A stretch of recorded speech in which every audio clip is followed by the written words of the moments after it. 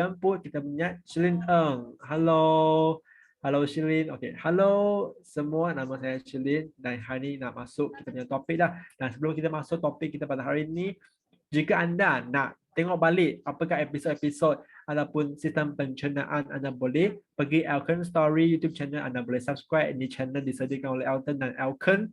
Okey, untuk tengok balik episod-episod yang lama, episod-episod yang sebelum ini. Okey, dan hari ini kita nak membincangkan tentang topik sistem saraf pusat. Okey, apakah sistem saraf pusat? Kita tahu, okey, kita pun tahu sistem saraf pusat ini dia terdiri daripada otak kita dan kita punya si saraf tunjang. Okey. Dan kita pun tahulah dia pun mengawal kita punya sistem saraf. Dia merupakan network system. Network system yang mengawal komunikasi seluruh badan. Okey, komunikasi seluruh badan. Dan sistem saraf kita dikawalkan oleh sistem saraf pusat. Okey. Kita punya minda, cara minda, pemikiran, kita punya bahasa, kita punya memory, semualah dikawal oleh sistem saraf pusat. Dan tunjang asas ini, spinal cord saraf tunjang ini, dia untuk menghantar, dia menghantar message kepada kita punya seluruh badan lah, kaki, tangan, kulit, dia menghantarkan mesej daripada otak kepada kita punya kaki, tangan. Dia menyambungkan semua kita punya organ, semua kita punya bahagian kita punya badan. Okey. Dan kita punya spinal cord ini ataupun kita punya organ ini, dia ada satu spesifik punya fungsi sahaja, tapi kita punya sistem saraf pusat ini dia ada banyak fungsi untuk menjalankan dalam satu masa. Okey. Jadi kita boleh kawal lah, kita boleh mengawal ataupun kawal gerakan badan kita. Kita nak pergi kanan, kita nak pergi kiri, kita boleh kawal dengan kita punya sistem saraf pusat. Kita punya pernafasan, kita punya penglihatan, semua dikawal oleh kita punya sistem saraf pusat. Jadi dia merupakan sistem yang sangat istimewa lah, unik. Dan mungkin orang yang mereka punya sistem saraf pusat yang tak baik ini, mereka akan rasa sakit kepala, rasa sakit lah, nak muntah. Mungkin disebabkan oleh dia punya sistem saraf pusat ataupun saraf tunjang dia dirosakkan, dicederakan. Baru dirasa rasa macam nak muntah, rasa macam selalu sakit kepala, ataupun kehilangan memori, kehilangan kekuatan penglihatan, keupayaan untuk mendengar. Semua ni penyakit ni dia kehilangan ini menyebabkan kita punya disorder. Dia punya faktor adalah sistem saraf pusat. Dan banyak kita nampak banyak faktor-faktor yang menyebabkan kita punya sistem saraf pusat. Dan yang pertama, contohnya bekalan darah akan menyebabkan kita punya perubahan saraf kita.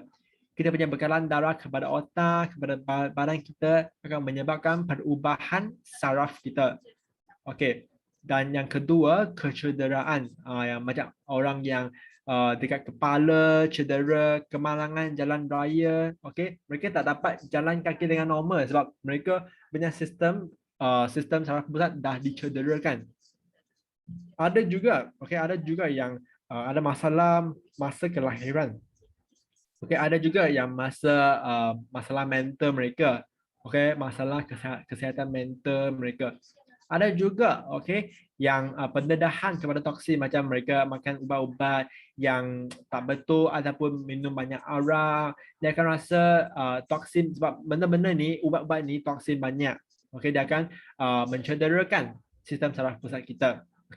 Yang seterusnya ada pun masalah degenerative, maksudnya penuaan lah, kita makin tua, kita punya sistem saraf pusat ini akan makin lemah. Ini biasalah. Ataupun macam Alzheimer ini, macam penyakit-penyakit yang orang tua akan dapatlah sebab kita punya sistem saraf pusat dekat orang tua dah lemah. Inilah sebabnya. Dan mungkin kita boleh bagi kita untuk memperlahankan proses penuaan sistem saraf pusat. Dan banyak-banyak penyakit dekat kepala disebabkan oleh sistem saraf pusat. Yang terakhirnya, elektrolit tak seimbang. Elektrolit yang topik yang kita nak discuss, kita nak membincangkan. Apa itu elektrolit? Sebab dia sangat-sangat penting sebenarnya. Apakah elektrolit? Elektrolit dalam nutrisi bermaksud mineral. Mineral yang didapati dalam darah, dalam air peluh, dalam kencing, semua benda yang cecair dalam badan kita ada elektrolit. Dia macam mineral lah, mineral yang dalam darah kita, dalam air peluh, dalam kencing. Sebab masa kita ambil mineral, dia akan jadi elektrolit dalam cecair. Cecair, dalam cecair dan menjadi elektrolit. Macam ni. Dan dia akan ada positif dan negatif ion. Dalam badan kita, kita ada banyak kalsium macam kalsium, magnesium, klorin. Semua merupakan mineral-mineral yang kita sering mendengar dalam badan kita. Dan kenapa dia penting? Kenapa elektrolit ini penting? Sebab dia menyokong kita punya sistem saraf pusat. Dia menyokong sistem saraf. Dan kalau kita tak cukup mineral, kita akan rasa sakit kepala, kita akan rasa macam tak fokus, tak semangat sebab mineral dia menyokong sistem saraf. Yang kedua, dia menjaga kita selalu terhydrate. Keeps us hydrated. Kita punya air akan cukup lah. Sebab kalau kita berpeluh dengan banyak, kita keluarkan air dengan banyak, kita punya elektrolit pun akan dikurangkan. Dan ketiga, dia menyokong pengecutan otot. Macam orang yang workout, orang yang buat bersenam, perlukan elektrolit lah. Sebab masa kita menjalankan bersenam ini, workout ini, dia perlukan banyak elektrolit. Macam ni. Dan keempat, mengambil bahagian dalam keseimbangan pH. Maknanya kita punya darah punya pH value ini akan diimbangkan lah, mengimbang balik. Bagaimanakah elektrolit yang tak seimbang ini mempengaruhi sistem saraf? Kita kena faham dulu. Kita punya cecair dalam badan kita. Badan kita lebih 60% merupakan cecair. Dan semua cecair ini dia merupakan kita memanggil dia dalam badan kita lah. Dalam badan kita, cecair badan. Dalam cecair badan, dalam badan kita ada banyak cecair. Dia ada dua jenis. Dia ada cecair intraselular, maknanya setiap kita punya sel dalam tu ada air. Ada juga cecair extraselular, ada dua jenis juga, cecair interstitial. Ini merupakan kita punya air yang dekat luar. Dekat luar. Dan banyak-banyak air lah yang cecair interstitial ini. Dia merupakan air dekat in between di antara sel dengan sel. Dan dalam kita punya darah juga ada plasma darah. Plasma darah ini merupakan air yang dalam plasma darah. Air yang dalam darah. Sebab kita punya darah ni dia sangat pekat. Darah dia sangat pekat. Jadi dia perlukan plasma darah untuk mengangkutkan, untuk jadi pengangkutan dia, untuk dia boleh flow dengan normal. Sebab kalau tanpa plasma darah ini dia sangat terlalu pekat, tak boleh gerak. Itu serius lah masalah lah. Dan kita perlu plasma darah untuk mengeluarkan benda-benda rosak, benda-benda tak baik dalam kita punya saluran darah. Macam ni. Dan banyak-banyak mineral lah yang kita akan dapat dalam kita punya saluran darah juga. Dan contohnya, apakah faktor untuk mengekalkan keseimbangan cecair dalam badan kita? Banyak orang ingat sistem saraf, dia sistem saraf sama dengan sistem saraf pusat, tapi bukan. Sebab sistem saraf dan sistem saraf pusat dia secara berasingan dan dia perlulah neurotransmitter ini. untuk menghantar message. Jadi kita kena selalu mengekalkan keseimbangan dalam badan kita. Sebab di antara sistem saraf dengan sistem saraf pusat, dia kena ada penghantar message. Okey, inilah neurotransmitter. Okey.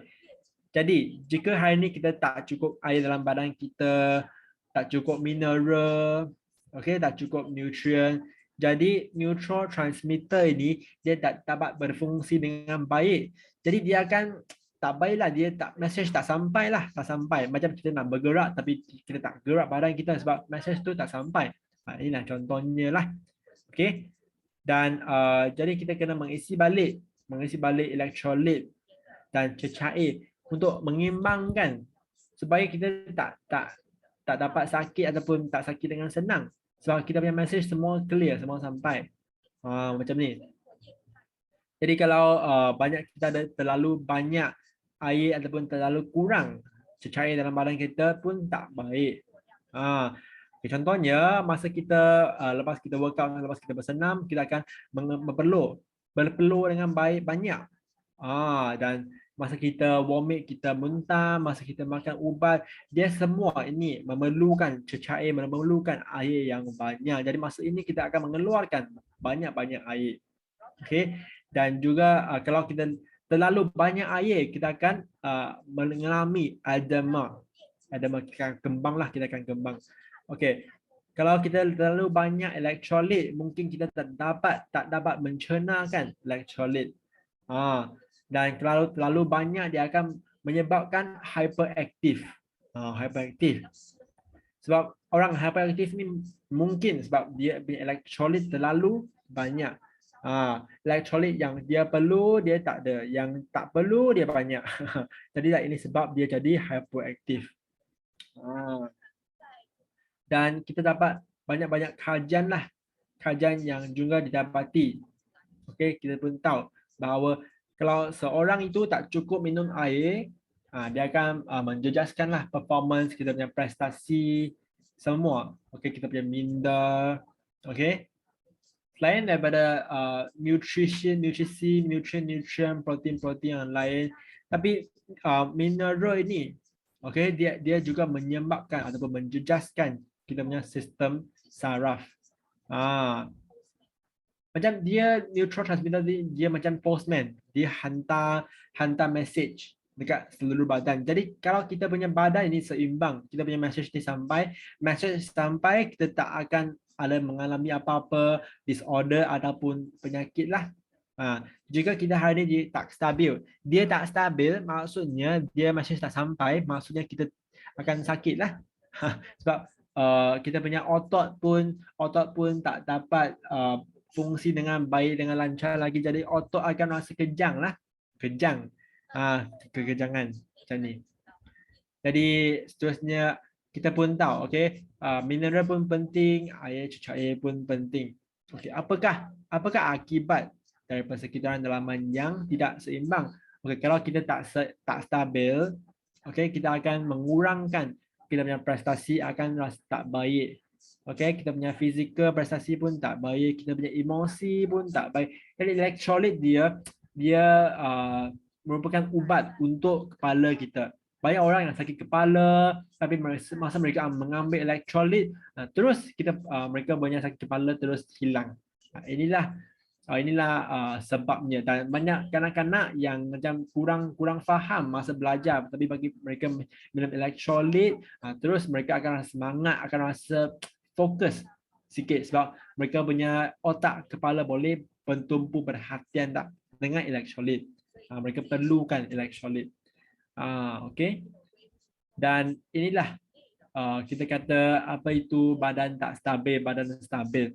Stabil maksudnya kita cukup elektrolit, tak stabil tak cukup lah. Macam ni. Okey. Dan macam kanak-kanak yang hyperaktif, okey, mereka pun sangat-sangat perlukan elektrolit, kalsium semua ini untuk stabil balik mereka punya minda. Okey. Dan ini merupakan ataupun ini akan menyebabkan mereka punya ratio mereka yang mereka akan lagi perlu elektrolit ini. Okey, bagaimanakah kita mineral membantu memulihkan persekitaran dalaman yang seimbang? Okey, dan kita nak menjalankan disclaimer dulu. Kalau jika ada sistem saraf pusat yang masalah yang sangat-sangat teruk, kena cari hospital, cari doktor dulu. Jangan asal-asalkan guna Kington boleh selesaikan semua masalah. Tapi jika anda dah sangat serius, keadaan anda sangat teruk, kena cari doktor dulu. Dia bukan macam ubat dewa dewi. Okey? Okey, macam orang yang mungkin mereka tak stabil mentality ataupun lemah dalam prestasi mereka ataupun emosi tak dapat kawal. Okey, dan semua penyakit ini, okey, ataupun semua keadaan ini dia merupakan disebabkan oleh kita punya sistem saraf pusat. Dan macam mana Kington dapat bantu, okey, kenapa Kington Mineral ni sangat-sangat baik dalam kepada sistem saraf pusat kita, sebab dia ada 78 jenis mineral suri. 78 jenis mineral. Okey, dia sangat pekat. Dia lagi pekat daripada Kington Isotonic. Isotonic itu dia tak pekat sangat. Mineral ni sangat pekat. Macam ni. Okey, nanti kita akan menjelaskan kenapa sangat pekat ni lagi baik. Okey. Yang kedua, okey, di Kingdom Mineral ini dia berbentuk hablo. Hablo ini maksudnya dia sangat kecil. Masa kita makan benda yang kecil, maksudnya kita dapat menyerapkan ataupun badan kita dapat menyerapkan dia dengan baik. Kita punya badan akan dapatkan kebaikan dia, benefit dia dengan baik. Okey, dia ada 78 jenis mineral suri, dan di manakah kita dapatkan 78 jenis mineral ini? Okey, dan sebenarnya dia dapatkan daripada laut. Dekat laut kita dia ada banyak okey, plankton, pusaran. Okey, dia pusaran air laut ini dia pusar, dia ada plankton. Okey, dan masa kita ada plankton, melalui fotosintesis mereka akan menghasilkan banyak-banyak mineral suri yang berbentuk hablo. Sebab tumbuhan-tumbuhan dekat laut ni, okey, mereka akan menghasilkan, sebab mereka akan menjalankan proses fotosintesis. Jadi mereka akan menghasilkan banyak-banyak hasilan mineral suri. Jadi kita extract banyak-banyak mineral daripada sana. Okey, pusaran air laut. Dan kita akan menukarkan kepada mineral-mineral yang lagi kecil molekul dia untuk lagi kita senang untuk dapatkan nutrisi dia, dapatkan mineral dia, menyerapkan. Okey, jadilah dalam Kington Mineral ini dia bukan artificial, dia bukan benda yang kita tambah, kita buat artificial, tapi dia sumber semula jadi. Okey, dia dari pusaran air laut. Dia sangat selamat untuk diguna, sangat baik. Okey. Dan tadi kita pun kata dia lagi pekat. Okey, dia lagi pekat. Kenapa dia lagi baik? Okey. Okey, sebab kalau kita nampaklah gambar raja yang tunjukkan, kalau kita sama pekat, okey, kita punya sel yang tidak sihat mungkin tidak dapat mengambil mineral dengan normal.